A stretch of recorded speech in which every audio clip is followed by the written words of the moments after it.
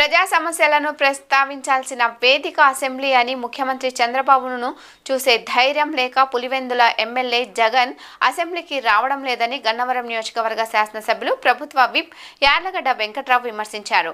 ఈ రోజు రామవరప్పాడులో జరిగిన ఓ కార్యక్రమంలో ఆయన మాట్లాడుతూ జగన్ ప్రజా దర్బార్ నిర్వహించడం హాస్యాస్పదమని, ప్రజా దర్బార్లో వచ్చిన ఫిర్యాదులను జగన్ సొంత నిధులతో పరిష్కరిస్తారా అని ప్రశ్నించారు. అసెంబ్లీ సమావేశాలకు రాకుండానే మైక్ ఇవ్వడం లేదంటూ అసత్యాలు చెప్తున్నారని, జగన్ కు మైక్ ఇవ్వరేమోనన్న ఫోబియా పట్టుకుందని ఎద్దేవా చేశారు. అసెంబ్లీకి రాకపోవడం అంటే ప్రజాస్వామ్యాన్ని, శాసనసభను అవమానించడమే అని మండిపడ్డారు. చంద్రబాబు నాయుడుకు ప్రతిపక్ష హోదా తీసివేయడానికి అప్పటి ముఖ్యమంత్రిగా ఉన్న జగన్ సర్వశక్తులు ఒడ్డారని అన్నారు. ప్రజలు అన్ని గమనిస్తున్నారని చెప్పారు. 11 మంది శాసనసభ్యులు ఉంటే ప్రతిపక్ష హోదా ఎలా ఇస్తారని ప్రశ్నించారు. ప్రతిపక్ష హోదా ప్రజలే